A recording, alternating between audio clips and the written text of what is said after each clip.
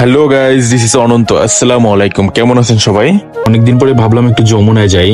বাসায় বসে বোর হচ্ছিলাম, কি করব, সবাই মিলে একটু ঘুরতে যাই আর কি করব। যে ভাবনা সেই কাজ। বাসা থেকে বের হয়ে রিক্সা নিয়ে নিলাম যমুনায় যাওয়ার জন্য। রিক্সা থেকে নেমে, যেহেতু আমার বাসা থেকে যেতে একটু রাস্তার এপারে নামতে হয়, আমি ফুটওভারে উঠে নিলাম। ফুটওভারে উঠে যখন ফুটওভার পার হচ্ছিলাম, হঠাৎ করে ও মাই গড, গাজরা দেখতে পেলাম। বেলি ফুলের গাজরা, যেটা আপনাদের অবশ্যই অনেকেরই পছন্দ হবে।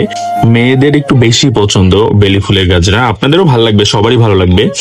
যাক, নিয়ে নিলাম বেলি ফুলের গাজরা। তারপরে একটু সামনে গিয়ে দেখি, ও মাই গড, কি কিউট খরগোশের বাচ্চাগুলো, যেটা আপনারা না দেখলে ট্রাস্টই করতে পারবেন না। অনেক কিউট ছিল খরগোশের বাচ্চাগুলো এবং কালারফুল ছিল, অনেক কালার ছিল এখানে।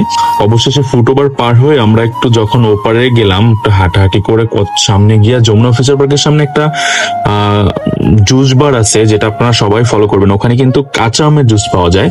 এটা আপনাদের অবশ্যই সবার ভালো লাগবে, ট্রাই করবেন যদি ভালো লাগে। অ্যাজ ইউর উইশ, চাইলে নাও ট্রাই করতে পারেন, বাট একটু ডিফারেন্ট আছে ওর গ্রিন ম্যাঙ্গো জুসটা। যাক, আমরা জুসটা নিয়ে সবাই চলে গেলাম হচ্ছে যমুনা ফিচার পার্কের দিকে। কিছুদূর হাঁটতে হাঁটতে আমি আর মেহনিল একটু দুষ্টমি করতেছিলাম অবশ্য। তো অবশেষে আমরা দুষ্টমি শেষে যমুনা ফিচার পার্কে ঢুকে পড়লাম। চেক ইন দিয়ে সবাই মিলেই ঢুকে গেলাম যমুনা ফিচার পার্কে।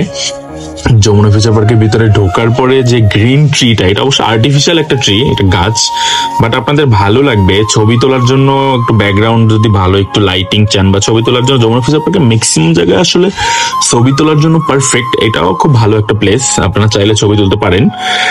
তারপরে কি করব, আমরা একটু উপরে উঠে গেলাম। উপরে গিয়ে আবার মেহনিলের বায়না ছিল একটু ট্রেনে চড়বে।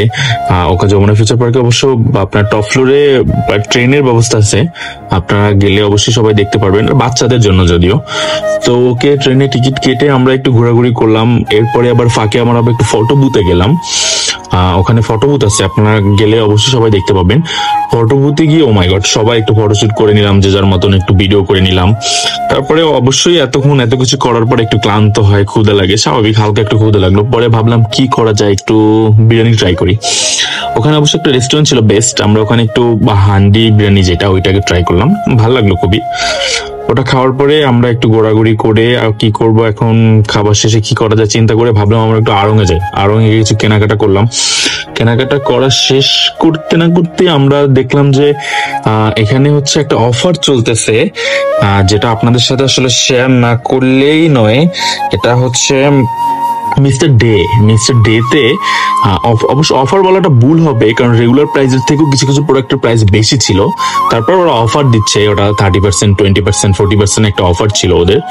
তো ওখানে এত পরিমাণ মানুষের ভিড় ছিল, যেটা আপনারা না দেখলে বুঝবেন না। আমরা কেনাকাটা শেষ করে ওখান থেকে বের হয়ে তো অনেক টায়ার্ড, আবারও হাঙ্গরি হয়ে গেলাম। কি করব, আমরা বসুন্ধরা গেট থেকে পিছনে যে পকেট গেটটা থেকে বের হয়ে একটু সামনে আসার পরেই দেখি কেএফসি।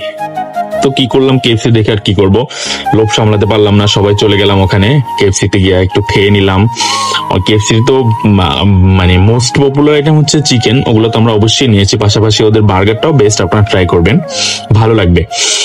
তো খাবার দাবার শেষ করে অবশেষে আমরা এত পরিমাণ টায়ার্ড ছিলাম, কি করব, কেএফসির ভিতরে একটু ফটোশুট করে হালকা একটু ছবি টবি একটু ভিডিও টিডিও করে খাবারটা শেষ করে বাসায় চলে এলাম। যাক, আজকের ব্লগটা এখানে এই পর্যন্তই শেষ। আশা করি সবাই ভালো থাকবেন এবং নেক্সট ব্লগের জন্য অপেক্ষা করবেন। আর আপনাদের সাথে অবশ্যই ভালো ভালো কিছু শেয়ার করার ট্রাই করব, সাপোর্ট করবেন সবাই। আর হ্যাঁ, এই ব্লগে অনেক কিছুই মিসিং আছে, যদিও সবকিছু শেয়ার করতে গেলে ভিডিওটা অনেক লং হয়ে যেত, এই জন্য আর কি আপনাদের সাথে সবকিছু এই ব্লগে শেয়ার করতে পারলাম না। বাট অবশ্যই অপেক্ষা করবেন নেক্সট ব্লগে আরো সুন্দর করে এবং অনেক ভালোভাবে সবকিছু আপনাদের সাথে শেয়ার করব।